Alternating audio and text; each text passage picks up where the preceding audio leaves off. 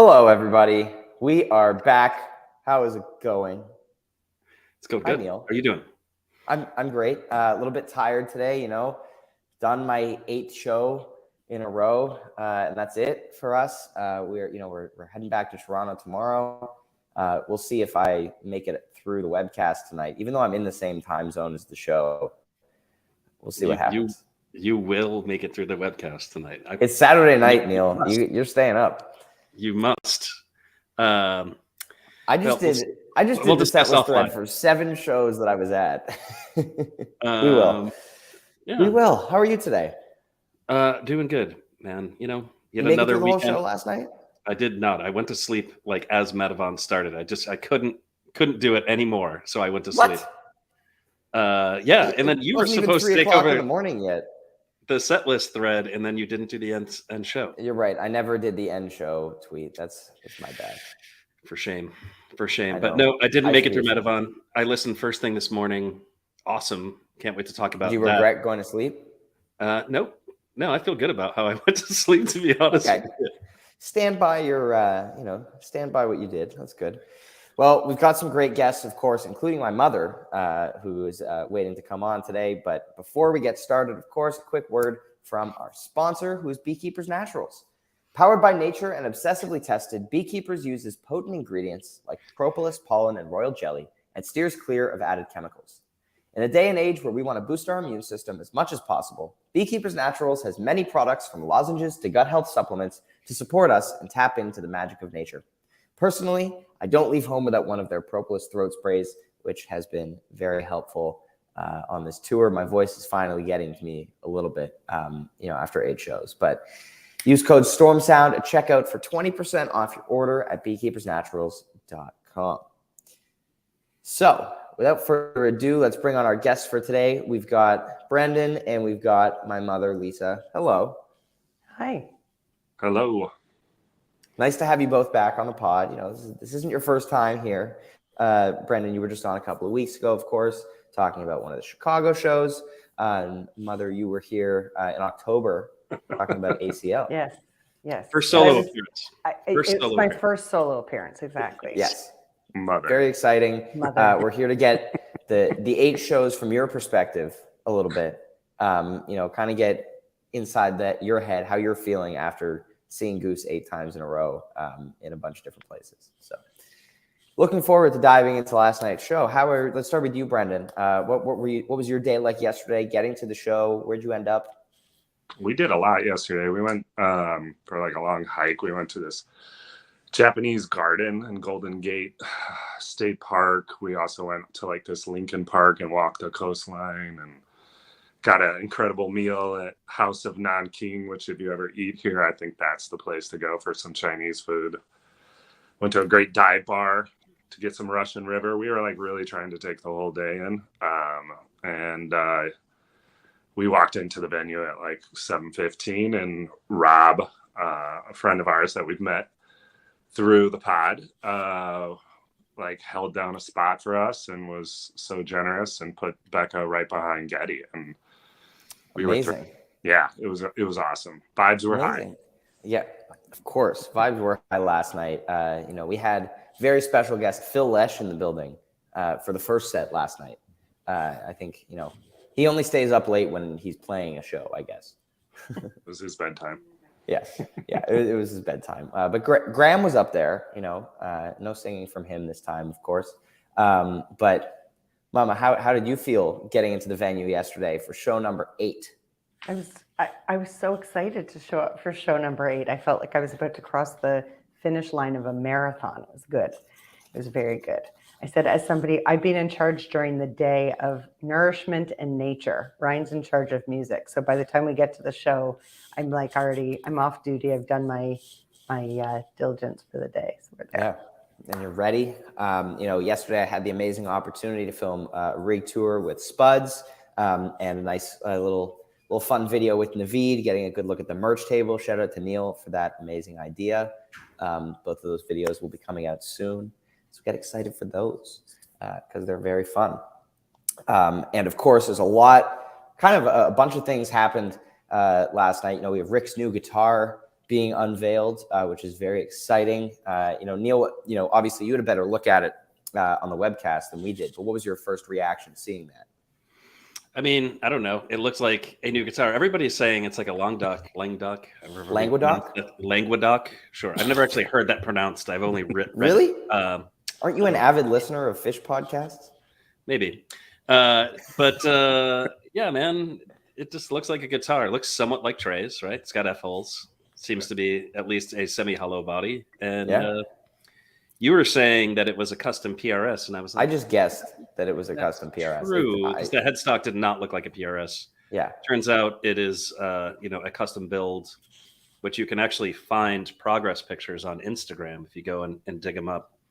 And the luthier's name is escaping me right now, but seems like pretty awesome stuff that he builds. And that guitar sounded pretty good last night. Greg, it would be, it's Lewis. De Lewis guitars. I don't want to mispronounce that. But yeah, he does also Languedoc clones and Jerry guitar clones and stuff. So he's experienced in this kind of jam band guitar arena. But yeah, he posted a work in progress of what we now know as Rick's guitar a few weeks ago. Apparently we saw on Reddit, somebody got in touch with somebody who works for the company and they got a little more information. Apparently Rick met with him last year when they played at the Greek in LA, and it's kind of been a work in progress. Apparently he brought the guitar to sound check last night. Like Rick wasn't expecting to play it right away, but he just loved the way it sounded. And I mean, I agree. It's got a little more bite to it. It sounds like, the sustain was really, really amazing last night. It sounded like it had more power to it. I don't know if you guys had that feeling as well. I felt like it sounded more fishy. I felt that way all night. I mean, even which we'll get to the encore. But I don't say that every Goose show I go to, but I heard a lot of just fishy vibes throughout the night. Mm-hmm. Yeah, I mean, he gets like a lot of warble last night, like where he's kind of hitting multiple notes and it feeds back a little bit, and you kind of get this like weird, slightly dissonant sound, which I think Trey does a lot of, which is why I think it sounded fishy to folks. So yeah, I mean, it seems like a pretty cool instrument. Excited to see if he continues with it, or because he's been using that same PRS hollow body 2 for a really, really, really long over time. A decade at least. Like all the old Visudo videos from 2012, 2013, that's the guitar he's got. Right. And just drop a guitar that you've played for like over a decade from a guitar that you just found at like soundcheck, that's like pretty impressive, pretty cool. It is also, it's not like he didn't walk into like Guitar Center and be like, I'm gonna pick up this Strat and see how it sounds. Like he had it custom made for himself. I mean, I'm sure everything about it was exactly what he wanted, but it's just interesting that right away he went to it. Yeah. Well, I mean, it sounded great. Well, let's dive into the show. Very interesting show in that there are 0 footnotes on the set list last night. No teases, no unfinished, no covers, no nothing. It's just a set list on a page, which is very cool to look at. I don't know the last time outside of like a festival, maybe. But this doesn't really happen. They went out there and they played a straightforward show. So they open up last night. We get Cali and Turbulence. First 2 songs easing in. I was a little bit surprised to see Turbulence pop up again so quickly after it was played in Seattle. This one, I mean, it really seemed like Cali, they were getting into it, the California, Cali Magic, expected play here. But it really felt that in Turbulence, that was when the new guitar started going. Similar to how his new tone, we kind of noticed for the first time, like really doing something during the Gooseness Drive. It felt like during Turbulence here. It was really early on in the show, but it felt like you could really hear that extra like bite to the guitar, that extra sustain, just massive, massive peaks. Mama, what did you think? I was just going to say, maybe I liked the show so much last night because it was straightforward and there weren't footnotes. Maybe that's what it was. Maybe that's what it was. I loved it. I love the music, but I'm not picking out what you guys pick out. I just pick out the energy in the room, and I thought the energy last night was amazing from everybody, and I love that. I love the venue too. Felt like there were a bit less tromper. There were some less trompers last night than there were on night one. Crowd seemed more engaged to my ears, at least. I think it's where we were standing. I think it's where we were standing. Yeah, we were a little further up. Okay, good point. B, what did you think of the first couple of songs last night? I think it was like these slow songs that kind of finished big. It seemed to be the theme of the set.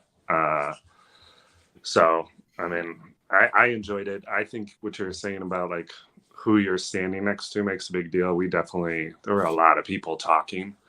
So all the slow starts gave everybody a chance to try to talk louder than the band. I still don't understand why people do that. Lots of head churning, trying to figure out who's doing that for me. But yeah, I enjoyed those. I mean, it was fun. I overlooked it on my fantasy. I just didn't think. I was thinking San Diego. You played the Neil move. You know, you're like they're not going to play this really obvious song that's due and is also definitely going to get played. I went You've with been right like once about that. You've done it twice. You've done it twice. Sure. So I mean, these two songs were okay. Getting back to the music, which is what we're here to talk about. Yes. Yeah, California Magic Opener, great. You know, they open a lot of shows with it. Was expected here. At some point, you were getting it in California because it was long, long overdue. It was actually due way back in Eugene. If you kind of follow the average gap of that song, and then more recently, it has had an even narrower gap. So you would expect it to be played more often, and you know, here it was. And then Turbulence, 2-show gap. Only 2 shows have elapsed since, or 2 shows have been played since the last time it was played. So, I mean, that was a surprise. Nobody saw Turbulence coming.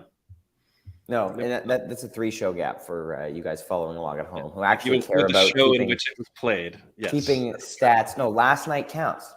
They played it Seattle night 2. They didn't play it in Eugene. They didn't play it San Francisco night 1, and then they played it San Francisco night 2. That's 3.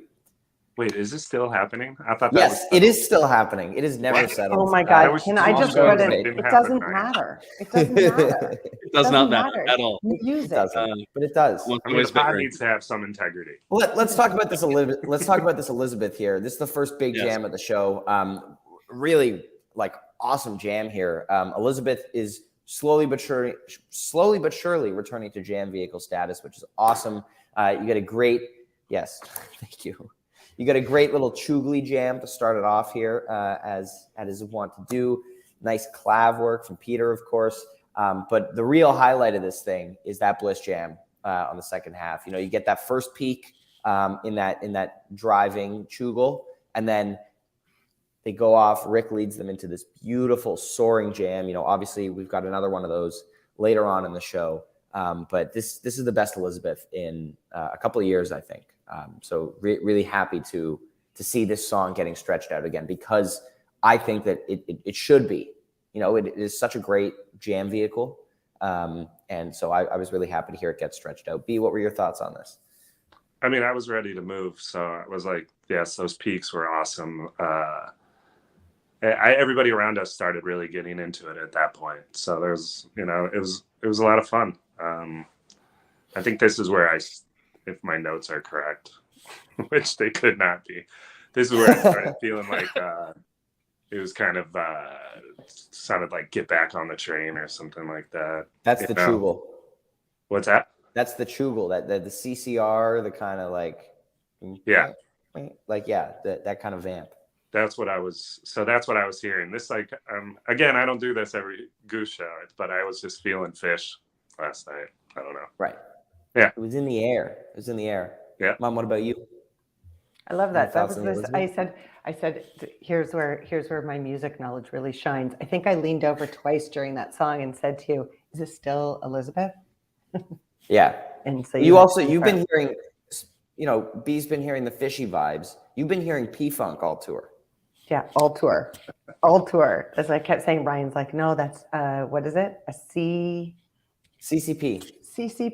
And I was like, okay, I'm learning. All I know is I'm just learning whole lot of things that I'm ready when we land back in Toronto tomorrow to dump out of my head and return to regular life. Well, you can dump it out of your head in 25 minutes when we finish this podcast. Okay, good. Man. Yeah, that's the end. Yeah. This Elizabeth is spectacular. This is like the indication that things were going to go well. I was really excited when they were playing this. I was like, all right, like, here we go. There's going to be some pretty special jamming tonight. It's been a long, long time since they've done Elizabeth this good, in my opinion. I think maybe you can go back one full year and change back to the tour opener. Tempe? Yeah. So, I mean, it's pretty interesting. And then another interesting Tempe parallel, which we'll talk about a little bit later. But yeah, more than a year since they played one this good. And this one is better than the Tempe version, I think. It's pretty spectacular. Not much else I can say about it without giving it like a super deep listen, but it had a pretty awesome like Blissy segment that I just can't wait to listen to again. It's so good. Yeah. It was. We need the Borfs. We do need the Borfs. We do need the Borfs. They'll be up. You know, I hear that Peter's gonna get them up. You know, he's working hard on it. First set continues. We get Not Alone, we get Everything Must Go, and we get Seekers to close out the set. You know, happy to see Not Alone come back again. You know, Neil, you are a big fan of this song, as am I. It has been kind of fallen off compared to the other two songs, Feel It Now and Lead Up, that have debuted at the Cap. This is only the third Not Alone, I believe, while the other songs both have 5 or 6 plays now, I think. So happy to hear this one come back. Just beautiful, beautiful songwriting. This is one, if anyone didn't know, this is one that Rick wrote like a long, long time ago and has just been keeping in his back pocket. And, you know, a couple months ago, it was like, let's play this now. So what a beautiful song. Everything Must Go just keeps getting better. I'm very much looking forward to the massive sprawling Type 2 version that is surely just around the corner. We're getting there with it. And it's kind of crazy to look at how far this song has come since it was debuted last fall. So really cool to look at that. And then Seekers, you know, late first set Seekers, as we always say, it's the placement for it. I also had to go to the bathroom, so that was perfect. And yeah, you know, it was. Who goes to the bathroom? Who goes to the bathroom while there's live music? Somebody in the room with you right Somebody now. with a weak bladder actually went to the bathroom, and I ran into them while going to the bathroom. Okay. Like in the lobby. It was during Arrow, not Seekers. Seekers. Oh, oops. Yeah. I thought it was Seekers. That was Arrow. I wouldn't leave during Seekers, Ryan. Oh, yeah. Okay, that makes a lot more sense. Yeah, Seekers is kind of their song. We should maybe talk about that. Yes. Where does this rank on versions of Seekers all the time? Is this like number 2? This is like our 7th or 8th Seekers now. That was like show 28, I think, or something for me. It's up there. It's up there. I mean, they're all the same, but I love them all. It's not a bathroom song. Part 2, definitely. For those of you who don't know, we got engaged at a Goose show, and Becca requested a couple of songs, and Peter asked if she wanted a couple of songs, and she said either Western Sun or Seekers. And at that point, in 21 June, it hadn't been played that much, you know. Yeah, only a couple times. But we love it. We love it. Very emotional. Love it. Lots of eye contact. That's the very kind exciting. of stat and data that I'm interested in. Thanks for bringing that forward. I love that. Yep, of course. Best Seekers of all time. Westville. Yes. That is the best Seekers of all time. Nothing will ever top that. No, certainly not. There's like attendance bias, you know, recency bias, and then there's like I got engaged during the song bias. So like, Yeah. I got It'll have to be engaged up there. because of the song bias. Like, Yeah. All right, kind of. great. That's good. Yeah. So you guys have any thoughts on the Not Alone, Everything Must Go as well? I mean, I thought those were beautiful. Again, those like slow starts that end big, and all of those are beautiful songs. I think my thoughts on the first set was that if I'm going to be picky, which is kind of like what we do here, that it was a lot of slow songs that finished big, and like individually, I love them all, but I thought it was strange set list construction to have all of them in one set. But again, I never walk away from a Goose show like upset or feeling like I missed out on anything. It was a great show, and I love the first set, but I don't know.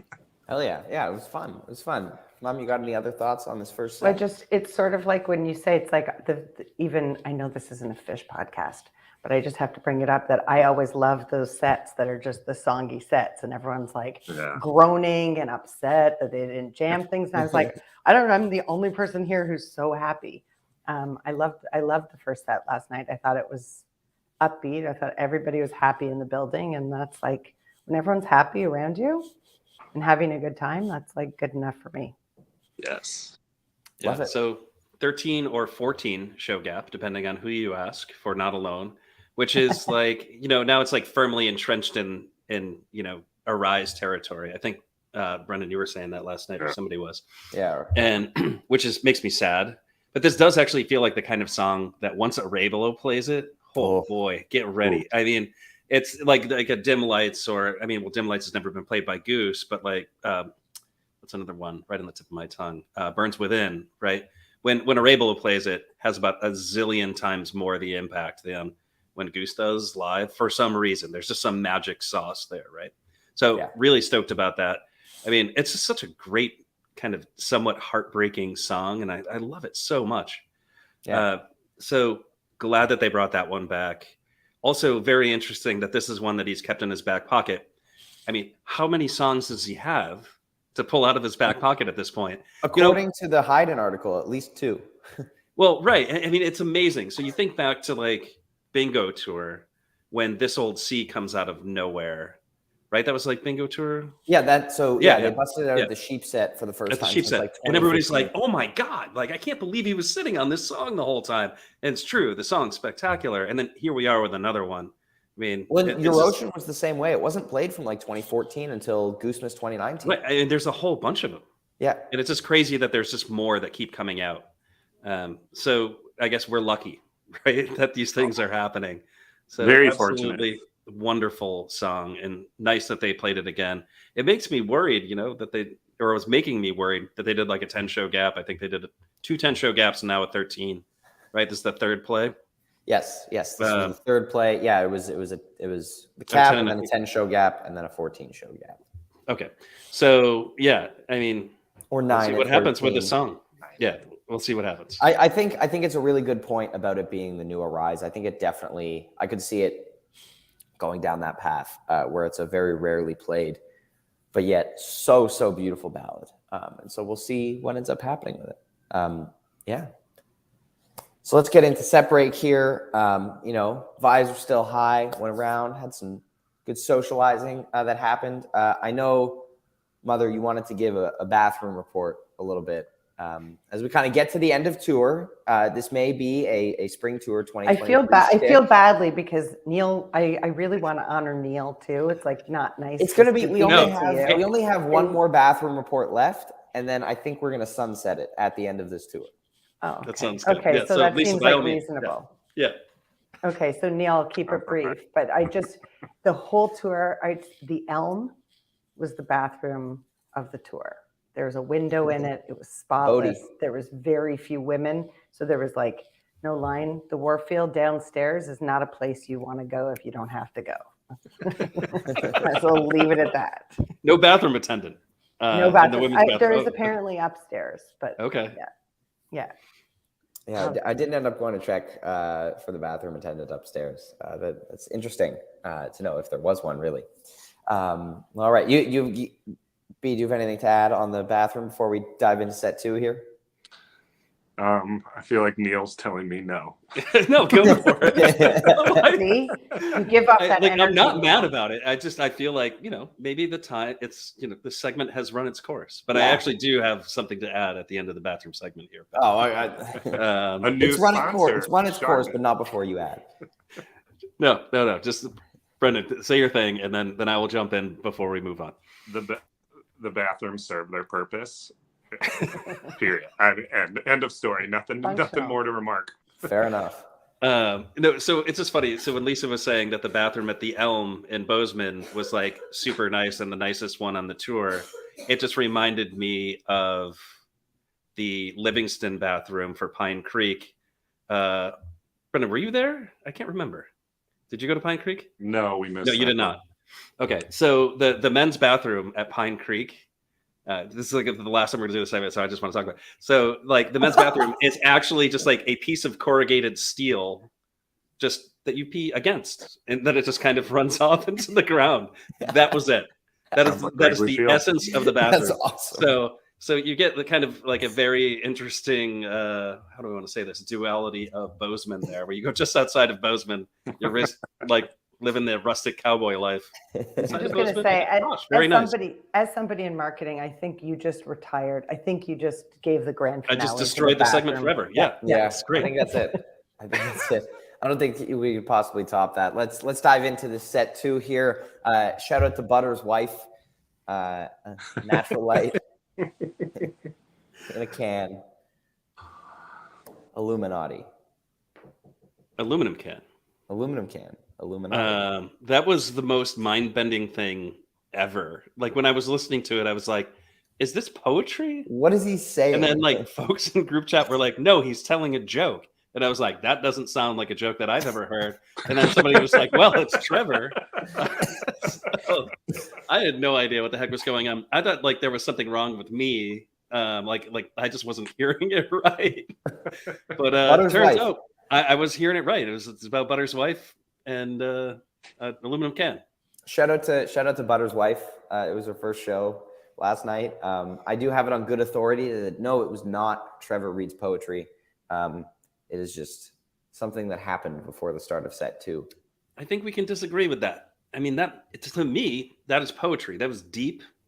It makes you think. From the heart. Definitely required you to think. Oh, it definitely made you think. Definitely made you think. And then they went into Thatch. So then I stopped thinking about Butter's wife. And then I was thinking about Thatch because Thatch fucks. And this is the GOAT now. 20 minutes. 20 minutes of Thatch. We did Finally. We did talked about it on this podcast every single time they've played it. I think they've played it like 15 times at this point. Maybe it's less, maybe like 10 or 11. And every 13. single day after show, 13 times. So that's 12 day after shows where we said, bring on the 20-minute Thatch. And here we are. And lo and behold. We're talking about it. I mean, there should be like a fanfare kind of effect. Yeah. Something like that. That's actually not a bad idea. Pretty stoked about it. I mean, this thing's killer. It's so good. It goes to a space really that Thatch. Whoa. No, never mind. I thought that might be a good sound effect. Like the... I was trying something here. It didn't work. Trying sound effects. Leave me alone. We're good. Is this pre-production? Yeah, well, this is great. This is really high quality production here. Let's talk about this Thatch. This is straight funk. This is just like the groove they get into. Absolute amazing work by the entire rhythm section. Rick and Peter's interplay on clav and guitar, like just unbelievable stuff happening in this jam. My mom can attest, and I mean she's posted videos of it. But I was dancing very aggressively. It's the only time that Ryan actually gets air off the ground. I'm not athletic, so I don't time. He's not athletic. I don't time the songs like you guys, but I do know when it's got to a certain point where it's past the point you guys are going to be happy because Ryan has more air. There's more air under his feet. Oh man. I just like in my mind, Vickers has already cut out that soundbite, and it's just going to be everywhere on the internet in an hour. I'm not athletic. Amazing, absolutely killer. So you were getting air on this Thatch. Every Thatch, that's good. If there's a song you're getting air during, it's Thatch. I mean, it's amazing, and it comes every fourth show.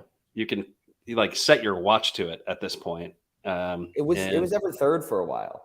Yeah, for sure. Or every second. Or every second show. Yeah, depending on how you look at it. Yeah.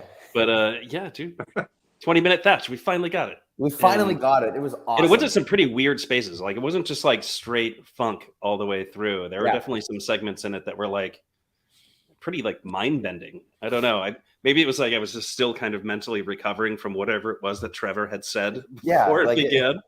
But dude, it was pretty good.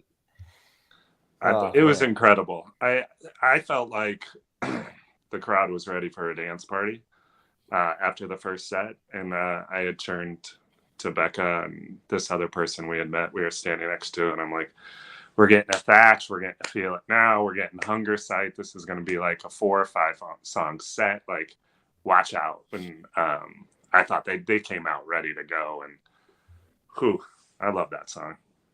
If it's if you're getting 2 nights in a city, at the same venue, you're hearing Thatch. You're hearing Thatch.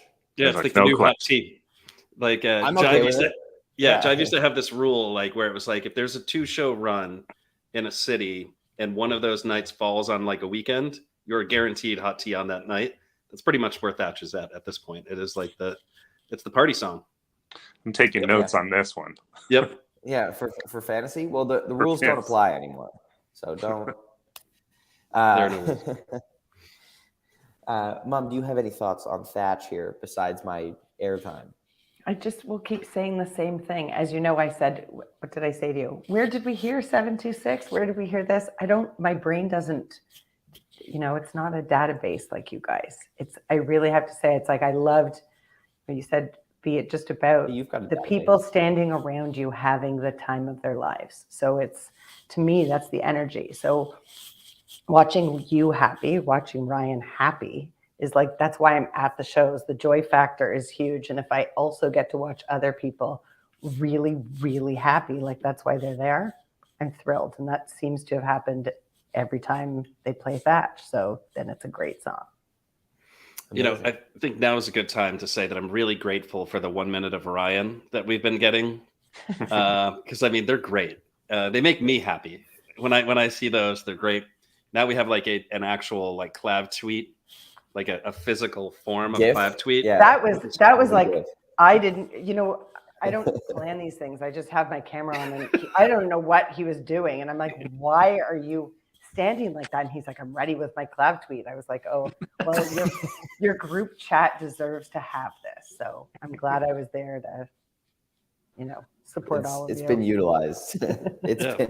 It's been utilized already.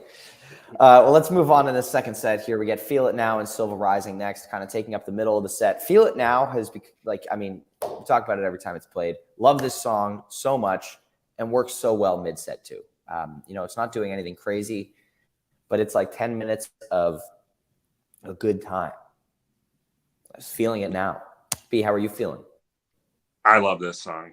It's you were mentioning that Rick has 2 more songs in his back pocket. I think that same article said that Peter has like 10 songs he's working on at home, and this is a Peter song, right? For sure. For sure. So I'm just excited about this song. Makes me excited about all things Peter is sitting at home working on. If he's got 10 songs, let's go. It's total dance fest. Everybody around us was grooving. It was I love that. Do. Like I had that stuck in my head going into the show. Becca was getting annoyed at me. It was just tons of fun. I just want the bongo intro to happen like every time I walk into a room. Like the camera pans and like you just got the conga. Yeah. I don't know if it's bongos or congas. I never actually paid attention to Jeff while he's doing it. They're all bongos, Neil. They're all bongos. They are all bongos. That's a fact, unless they're cellos. But yes, they are all bongos. But second set banger. What can you say? This is like SOS. You're getting the same thing every time. It doesn't matter. Well, actually, you're not necessarily with the song. Who knows where this is going to go? This has like jam potential, but I love it that it's like forever in the second set slot because it belongs there and it's really, really good. Yeah. I think a lot of Peter songs get shoved into the first set, like pushed in, like Elizabeth basically lives there, and I don't know. Butterflies basically lives in the first set, and yeah, he's got a second set banger. It's great, and it's also good that Peter's got something to sing in the second set, so that Rick gets a break from singing for a bit, and so yeah, awesome, man. Yeah, it was great. And then I said Silver Rising, also great, in the second set. It was interesting setlist call here, I think. I feel like we were looking for maybe another jam song after Feel It Now. But, I'm never going to complain about Silver Rising. I adore this song. They didn't do the drum intro last night. They went back to the guitar. Just something interesting to note for anybody keeping track at home. But Silver Rising, Mom, I know you love this song. I love this song. My favorite songs, though, are the ones, so everyone knows, my favorite songs are the ones that usually Rob and Ryan play at home. So then I know it with that same emotional attachment that you said. It's emotional. Like it's like music is still feeling. So when something comes on that Ryan sang, not that, Rick's not good singer or something, but not that I'm anywhere close to Rick, by any for stretch me, of the but for me, you are. For me, mother bias. Exactly, mother bias. Who sings what harmony when you guys play that at home? My dad doesn't know what the words are to the vocal round, so we're still working on that. I mean, you can just do like a da, da, da, da, da, He in does the that. background. He Yeah, does yeah. that. I He mean, does that that. works, I He think. sings. There's stuff that happens, but Yeah. I usually sing the Rick parts. I was so cued in on those guys and how well they sing that song together. It's just like so beautiful. Their voices all just complement each other so well, and that song just is a huge show off for them. I mean, it's gorgeous. Yeah. I mean, they do spend an amazing amount of time both practicing vocals and warming up for the show. So it's like no surprise. I'm Yeah. sure like probably that segment of the, vocal harmonies that they do, I'm sure they've spent hours and hours and hours on it. And, this is Practicing the it, result. yeah. So, and like, you can tell. Yeah. Well, and Feel It Now, also the harmonies in that song between Rick and Peter are phenomenal. So good. So good. And it sounded so good at the Warfield. It's Anna, like you said, that it felt especially beautiful. I thought everything sounded great last night. Mm-hmm. Amazing. And then we get Arrow, which is that's when I ran into Becca in the lobby. I had to go to the bathroom. I knew I had 10 minutes before the jam started. Ran into Corey out there as well. Shout out to Corey. Big friend of the chatted for a minute. Huge friend of the pod. Huge friend of the pod. I think we discussed that, Neil, you were lame for not being there, or something to do with you being lame. Sounds like something Corey would talk about. Yeah. But yeah, and how he should come to Peach Fest and all sorts of various things. But yeah, got back for the jam. Nice, like 45 seconds of Peter on guitar. It was a beautiful 45 seconds of guitar jamming, and then he switched to keys. But great keyboard work from Peter again here. And I mean, just solid Arrow. Didn't do a ton outside the box, in my opinion. But it was really good. B, what'd you think? I think that's now the song I've seen most, like 9 or 10 times. I always think, I don't know. I enjoyed it. I want to re-listen to it. It didn't blow me away or anything like that, but I like the space that they found. Yeah, it's not a bad. I don't go to the bathroom during shows, hopefully, but I try not to. Neither do I. I don't know. I hate to. I always like initially have this feeling of like, oh, Arrow, but then by the end of it, I'm like, Arrow, yeah, that was a lot of fun. Great. Right. Like, get over myself for those first couple minutes. Try to enjoy it. Oh, I think I told Becca at breakfast this morning though. I think when the lyrics came out, that kind of potentially ruined it for me, because now I really don't. Now you really don't know what's That's going not on. what I've been singing. I have not changed anyway. For what it's worth. Like, I know the lyrics are out there. I've not really read them. I just kind of say my thing. Fio. Yeah. Fio. Exactly. Yeah, solid version. And then the set ended, and it was like felt short. Hold up. Oh, sorry. I thought about Arrow. I like this Arrow. This Arrow is good. This is a very good Arrow. I don't know which Arrow everybody else was hearing, but I enjoyed this Arrow. I also think this Arrow really put on display. Like, I don't know what Rick did or which pickups he was on when he was playing this, but it sounded crisp. Like the soloing in this Arrow was like, I think the big knock against Arrow is that it can be repetitive in this middle section in between when they finish the actual structure of the song and then they actually start a jam, right? I think that's what we all say, and why we kind of hold on one second. I'll just put that up while I'm saying this. So, this middle section was really, really interesting this time. Like, I love the way that Rick's guitar sounded in this, and I actually listened to this twice already today because I liked it so much. So I think don't overlook this Arrow. Go back and check it out. Not all Arrows are boring Arrows just because some Arrows are boring. So I don't know. Check it out. I think it's pretty good. Neil does not need encouragement on whether he's right or not. I'll say that. Certainly not in chat because everybody likes validation. True. I like it more than most. It's the big theme of this podcast, just trying to invalidate each other while trying to validate ourselves. Yeah, there you go. That's always almost there in a nutshell. So then the set ends after this Arrow, which it felt short to me. It was a lot earlier than last night. Last night, second set wrapped up around 10 to 12. Last night it wrapped up like before 11:30, I think, which was interesting. So kind of looking at the clock, like, is this really it? Like, they're just going to play an encore and then be done. Luckily, the encore was the jam of the night, in my opinion. They come out, they play Madhavan. It's amazing because it's Madhavan closing, like an encore Madhavan closing out a run at the Warfield. Like, they go to every end of the spectrum here. You get this like crazy space at the beginning, dissonance, like synths, the haunted house organ, the whole deal.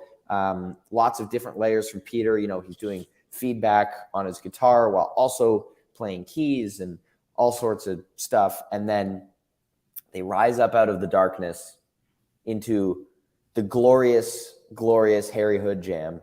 And I think we're blaming Trevor. Was that what we were doing? Well, yeah, for sure. I mean, if you go back, there are 3 fish jam or goose jams that sound incredibly fishy. So you can go back to Tempe and listen to the Elizabeth there, and this one's not as actually like in depth as the other 2, but it's pretty close on the edge of Slave to the Traffic Light.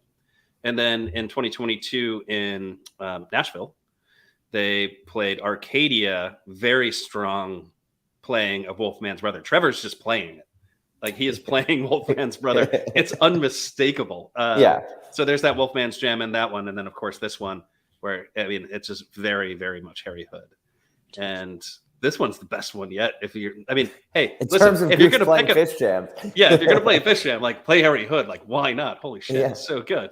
But yeah, in all 3 instances, to my ear, it's Trevor instigating it with a bass line of some kind that like approximates what they're playing in the actual song, and then he just outright plays the riff. Like last night, like he outright played like Harry Hood. Yeah, like maybe a good 3 minutes into the jam. Yeah, totally played it. Yeah, it was awesome. Mom, what did you think of this Madhavan, the close? I thought, going back to Arrow to this, you've got a lot more air in this song. So I know that it was long. I knew that it was amazing. I thought it's like, just keep repeating myself. Everyone's happy around and having a really good time. And it was fun dancing. I was pretty happy. I knew it was like moments away from me completing 8 shows and still feeling good. So I was really proud of myself in that. So not to take away from the music aspect, but it was great. It was fun. Amazing. I loved where we were. Amazing. And that brings us to B. What did you think of this Madhavan? I thought going into it, I thought we were going to get like a 2-song encore. Mm-hmm. I mean, that show did end 30 minutes earlier than the previous night, which is weird from a Thursday to a Friday. Yeah. I don't. They wanted to get to San Diego. They had to get to San Diego. Right? Yeah, they had to get to San Diego. But no, I mean, the Madhavan was awesome. I snuck a peek at Ryan during this, and I was expecting him to be like screaming, always almost there, and he was yawning. I think the 8 shows were catching up with him. But I was running out of steam a little bit going into Madhavan, but the jam re-energized me. The jam, you were getting up there. Yeah. I asked him if he was okay. I was like, "You're yawning. Are you okay? Like, what's the deal?" Yeah, I didn't think I'm just tired. No, I thought it was awesome. You were talking, Ryan. You were saying something about Peter and Rick's like sort of interplay and the feedback. I think there was this point where Rick and Peter were both doing it at the same time, like playing with their feedback loops and just this crazy distorted sound, like. And then, I mean, I'm basically singing Hood, you know. I wanted to. I was in my mind. I'm singing it, and then right when they get to the peak of that, you know, the peak Hood, they just rip into this huge like rock and roll thing. Rick did, and I was back into Madhavan. It was so cool because sometimes they'll like peak the jam and then bring it down again, and then pivot back into Madhavan, or like, you know, peak the jam and then kind of start, you know, go into Madhavan, but start mellow. Rick gave like a you know, the look, you know, to go back into the song at the apex of the peak. And so the peak just ended up, they're building into this hood. There's peak after peak after peak. And then suddenly they're building into it again. And then it's just surprise, Madhavan, we're back. And they just rip. Crazy. It was that amazing. was tons of fun. And then they walked off the stage. I am definitely more tired now than I am after 5 straight at the Cap. 5 straight at the Cap was much easier because there was no travel in between. And because his mother didn't make him get up early to go for hikes into the farmer's market and breakfast. Yeah. This is amazing. Actually, I'm impressed by what you all do when you're on tour. Like, you know what I do on tour? Like, I eat lunch and take a nap. And like, that's it. That's all I naps in too. I feel like I never have energy for much more than that. Like when Ryan and I were in Philly, I think I basically just recorded the pod and took a nap. I think that was we take a lot of mushrooms and supplements every single just to morning. clarify, not like psychedelic mushrooms. That's not functional, what we're talking about. Functional Versio mushrooms, actually. Yes, exactly. Yes. Kevin turned me on to these things. Yes. Liquid IVs. These are game changers. Magic stuff. There we go. When you're on tour. Absolutely. Magic. We love it. Well, we've got one show left of tour. It's tonight in San Diego. They're outside. I'm very jealous of all those going to see Goose at a gorgeous outdoor arena in sunny Southern California. It's going to be a good one. Hopefully I can stay awake for the whole show tonight. We'll see. We've got an early flight tomorrow. But tomorrow on the pod, it will be Neil and some amazing guests. I will be in flight at this time. So, he's in charge of whether the bathroom segment happens tomorrow or not. Oh, this really was the last one. And show gaps. And show gaps, exactly. Neil can spread all sorts of misinformation about show gaps and stats and things. Like, how do you rationalize that? There's 2 shows in between that were played. Don't like, oh man, like if 1, we go down 2, this road, 3. Yeah. We've done this many before. So Brendan, you're thinking about it logically. So in order to understand the way that he's talking about it, you have to throw logic out the window. And you guys have to come for family dinner. You should really come over for family dinner. When Goose plays in Toronto, everyone's coming over. That's happening. I hope that's 2030. Yeah, exactly. Someday. We can meet your sister, who's a huge Goose fan. Yeah, exactly. They'll play in Antarctica and Japan and everywhere else before they play in Toronto. So the only way it's happening is if you're the promoter. So, you just got to work on your chops as like a concert promoter. And then, you can work out having them come down to Toronto. It'll be great. Yeah. There we go. I like the way you say Toronto. That's not how you can tell Neil's not from Toronto because he says Toronto. Because I pronounce the T's. I'm from Connecticut. I enunciate everything. How do you say Toronto? Toronto? Toronto. Yeah, as if there's no second T. Toronto. Toronto. Yeah, basically. No. But yeah. All right. Well, we're going way off into nowhere right now. That brings us to the end of this episode. Thank you guys so much for watching today. Thank you, B and Mother, for being on. Great to have you guys. Of course. See you soon. I mean, I'll see you in like a minute, but we will be back, and by we I mean Neil, tomorrow to recap San Diego, the last show of tour official. Of course, there are 2 more in New Orleans coming up at the Days Between Festival, which we will be recapping later this week or next week. It's Saturday. Next week, we will be recapping those shows. So stay tuned for those. But tomorrow at 3:30 p.m. Eastern, 12:30 Pacific, join us live to recap San Diego as Goose goes outside once again. As always, share your favorite moments of last night's show or anything you're talking about, thoughts on Rick's new guitar, anything like that. Tag us on social media at AAT Goose Pod. Have yourselves a fantastic